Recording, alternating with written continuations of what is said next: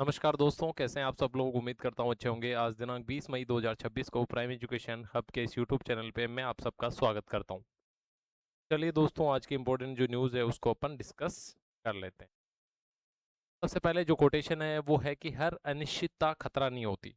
यानी कि अनिश्चितता का मतलब है कि हर जो नई परिस्थितियाँ या नई चुनौतियाँ होती है वो हर बार आपके लिए खतरा नहीं होती। हमेशा हमें नई बदलती हुई परिस्थितियों में भी अवसर की तलाश करनी चाहिए। जैसे बात करते हैं अपन कोविड-19 2020 में जब कोरोना आया और उसके बाद जब लॉकडाउन लगा, तो पूरा का पूरा जीवन, पूरी की पूरी दुनिया एक तरह से थम गई थी। लेकिन उन परिस्थितियों में भी कुछ सेक्टर ऐसे थे जिन्होंने अपने आप को इनोवेट किया, अपने आप को प्रोग्रेसिव बनाया और कुछ नए रास्तों के बारे में सोचा। उनमें से सबसे इम्पोर्टेंट था डिजिटल क्रांति। बहुत सारे ऐसे एजुकेटर थे जिन्होंने ऑनलाइन अपने आप को शिफ्ट किया, ऑनलाइन कंटेंट बनाना शुरू किया। कुछ लोगों ने वर्क फ्रॉम होम के हिसाब से अपने आप को ढाल लिया, नई चुनौतियां, नए अवसर पैदा किए। ई कॉमर्स में बहुत अच्छा काम किया, ऑनलाइन जो स्वास्थ्य सेवाएं हैं वो आगे बढ़ी। यानी कि इस पूरी बात से सिर्फ एक चीज़ हमें समझ आती है, वो ये कि जब नई चुनौतियां आती है, जब नए तरह के सिनेरियो आपके सामने आते हैं, तब भी आपके पास ये अवसर होता है कि आप उन परिस्थितियों का उपयोग करके कुछ नया करें, जीवन में कुछ बेहतर करें। अभी जैसे आप देख रहे होंगे, हमारे आसपास में बहुत सारी जगह ऐसी बातें हो रही है कि अब नई चुनौतियां आने वाली है। मोदी जी ने अपनी एक स्पीच में कोट किया।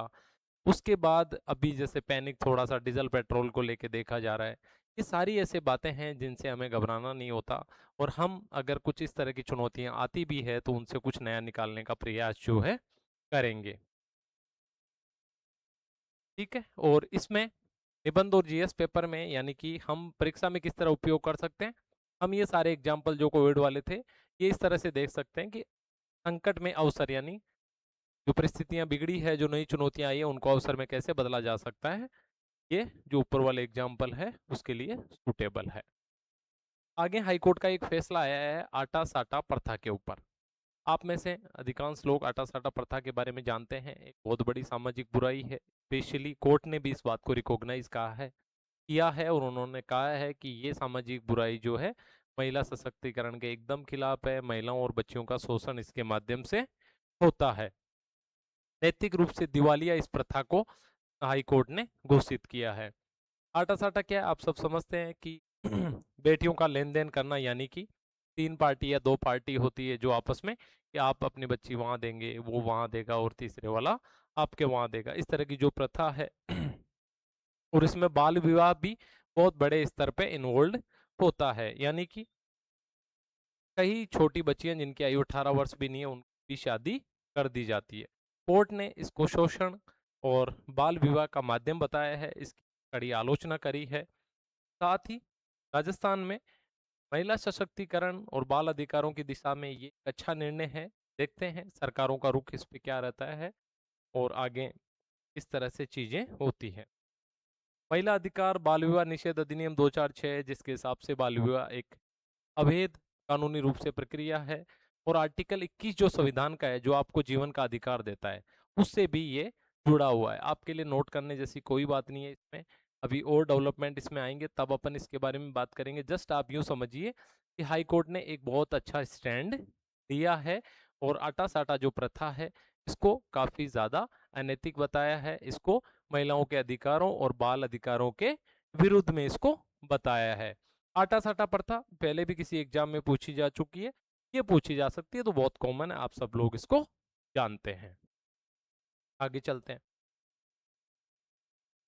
इंडिया में एक और प्रॉब्लम काफी ज्यादा आ रही है पिछले काफी समय से, कि आवारा जो कुत्ते हैं उनके काटने की वजह से रेबीज नामक जो रोग है वो काफी ज्यादा हो रहा है।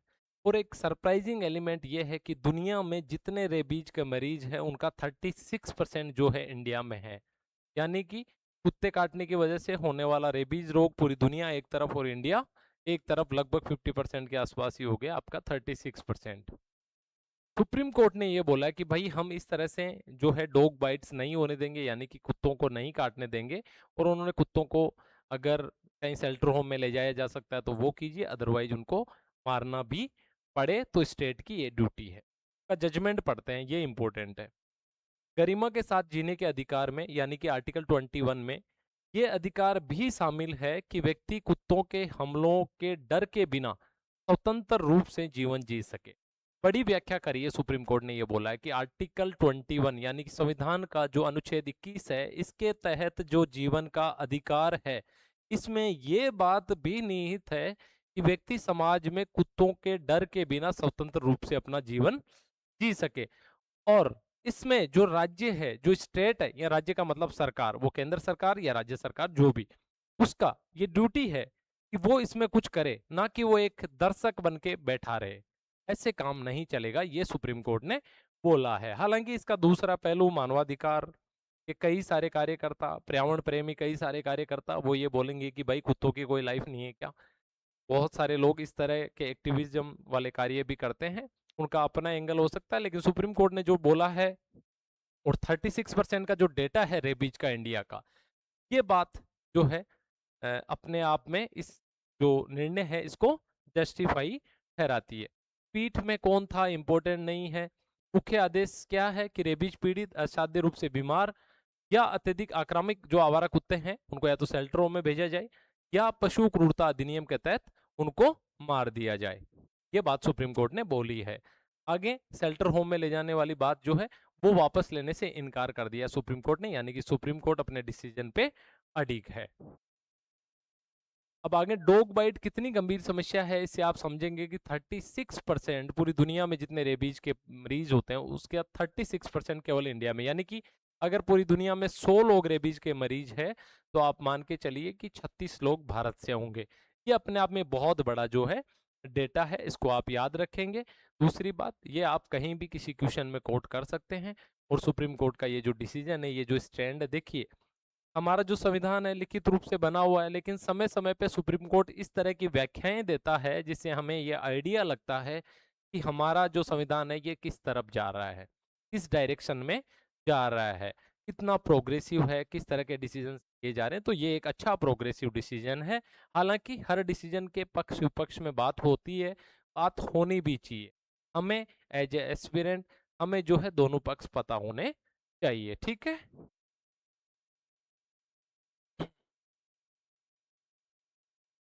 अब राजस्थान के लिए एक बहुत बड़ा अचीवमेंट और आया है। देखिए तंबाकू जो है इंडिया की एक बड़ी मेजर प्रॉब्लम है, और इंडिया क्या पूरी दुनिया की है। ज़्यादातर जो मृत्यु के केसेस है कैंसर से, उसका एक मेजर कोज तंबाकू ही है।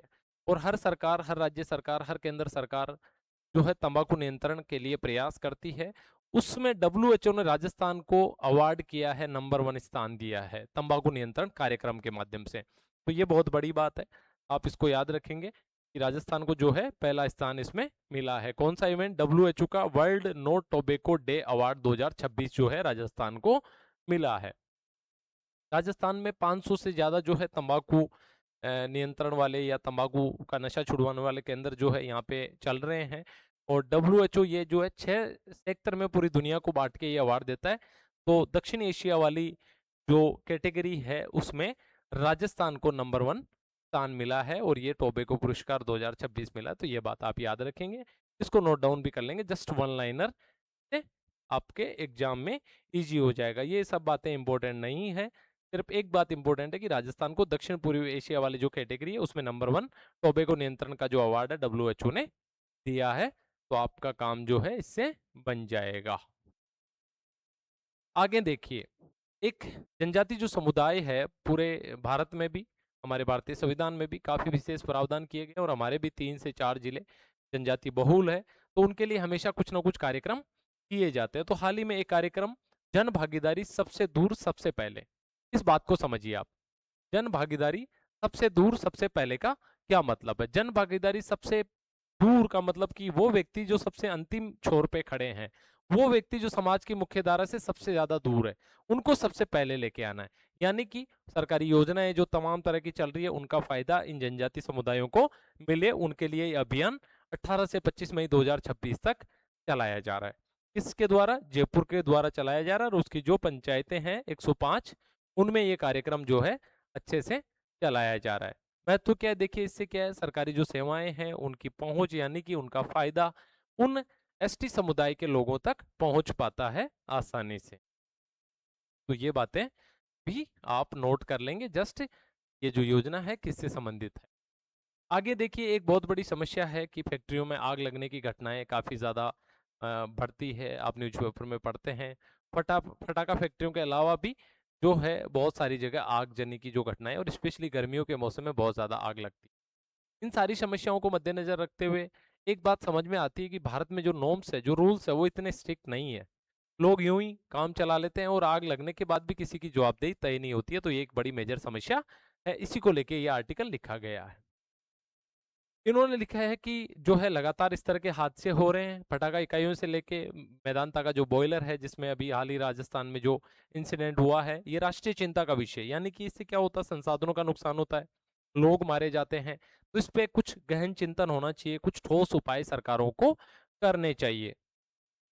और देखिए एक एग्जाम्पल दिया जाता है कोरिया का, यानी कि दक्षिण कोरिया का। दक्षिण कोरिया में एक फैक्ट्री या कहीं भी कोई आग लगी, उसमें उसका जो सीईओ था उसको 4 साल की जेल हुई। लेकिन हमारे यहाँ इस तरह के सजा नहीं होती। हालांकि कानून में सारे प्रावधान है, लेकिन हमारे यहाँ लोग बच जाते हैं और इतनी सीरियसनेस नहीं है पनिशमेंट देने को लेके। उसके बारे में यहाँ पे बात की जा रही है। यानी कि भारत में भी जो नॉर्म्स है वो स्ट्रिक्ट होने चाहिए। दूसरा कि स्पष्ट निदान, यानी कि इस समस्या का स्थायी समाधान क्या हो सकता है, तो इसके बारे में आगे कि जीवन की सस्ती कीमत, यानी कि ये हमारे यहाँ फैक्ट्रियों में अनेक आपातकालीन निकास नहीं होते, एग्जिट प्लान्स नहीं होते, एक ही मेन गेट होता है। जब वहां पे अगर कोई आग की घटना होगी तो फिर लोगों को चलने के लिए मजबूर होना पड़ता है। इलेक्ट्रिक सिस्टम ठीक नहीं है, देखरेख की कमी है, मॉनिटरिंग की कमी है।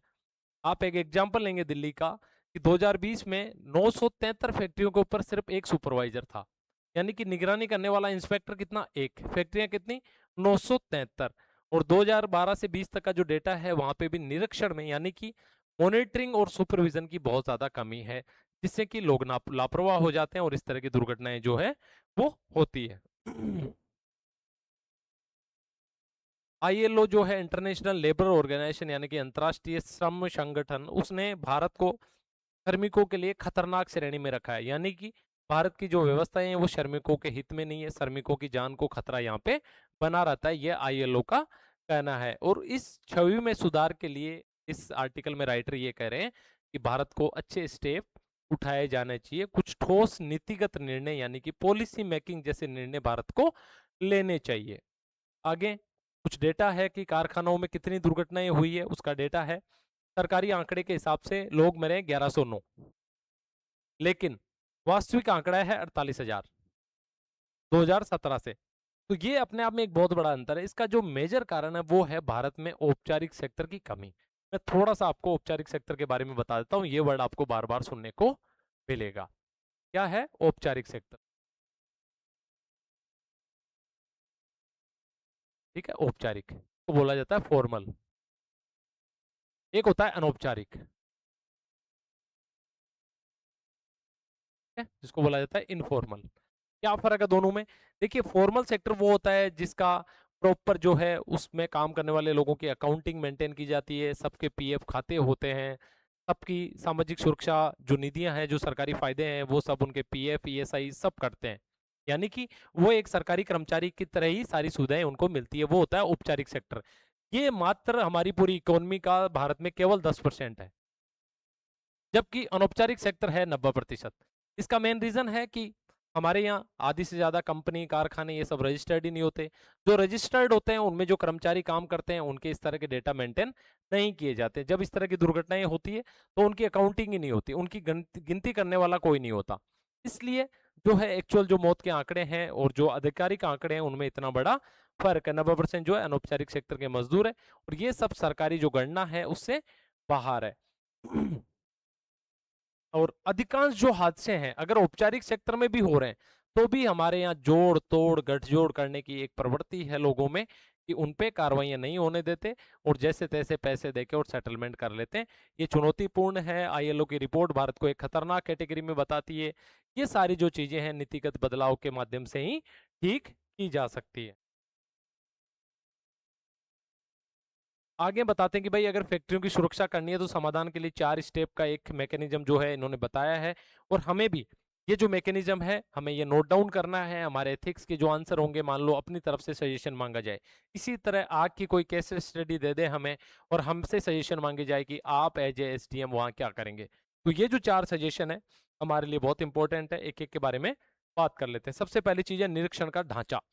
जहां बात करी कि 973 फैक्ट्रियों पे मात्र एक अधिकारी निरीक्षण के लिए है, इसके बजाय एक अच्छे रेशियो में निरीक्षण के अधिकारी और इंस्पेक्टर्स होने चाहिए और वो इंश्योर किया जाना चाहिए कि वो हर फैक्ट्री में पीरियोडिक रूप से जाए और वहां पे सारी चीजें चेक करे कि एग्जिट है या नहीं, फायर अप्लायंसेज रखे हुए हैं या नहीं, इस तरह की जो चीजें हैं अपनी जवाबदेही इंश्योर करें। तो सबसे जो पहली चीज है वो है निरीक्षण का जो ढांचा है इसको सिस्टमेटिक बनाया जाए। मैन पावर का जो गैप है यानी कि अधिकारियों की, इंस्पेक्टर्स की जो कमी है उसको पूरा किया जाए। अगली बात है कठोर जवाबदेही। जिस तरह हमने बात करी दक्षिण कोरिया में सीईओ को 4 साल की कैद होगी, इस सारी व्यवस्था का अभाव हमारे देश में है। तो जो है कठोर जवाबदेही कैसे, कानून के माध्यम से, कानून के प्रावर्तन के माध्यम से, यानी कि कानून को लागू करके अगर कहीं ऐसी दुर्घटना होती है तो कानूनी उपायों से बच ना निकले व्यक्ति, इस तरह के कठोर कानूनी प्रावधान करने होंगे। अनिवार्य रिपोर्टिंग, जो गैप हमने देखा था कि मौतें हुई है लगभग 48,000 बताई जा रही है, 900, 1000, 1100, तो जो है आधिकारिक डेटा, आधिकारिक रिकॉर्ड जो है अनिवार्य रिपोर्टिंग इंश्योर की जानी चाहिए। अनिवार्य रिपोर्टिंग का मतलब है कि अगर दुर्घटना होती है तो वो डाटा में होनी चाहिए। आगे श्रमिक प्रशिक्षण, यानी लोगों को भी आग से बचने का, इस तरह की दुर्घटनाओं से अपने आप को बचाने का ये जो प्रशिक्षण है ये भी लगातार दिया जाना चाहिए। आगे इन 4 स्तंभों पे काम करके ही भारत जो आईएलओ के जो बेंचमार्क है, आईएलओ ने जो टिप्पणी करी है उन सबसे बाहर आ सकता है। ये सारी बात इसमें की जा रही है। तो आज हमने बात करी आटा साटा प्रथा के बारे में। आप इस प्रथा के बारे में अच्छे से जानते हैं।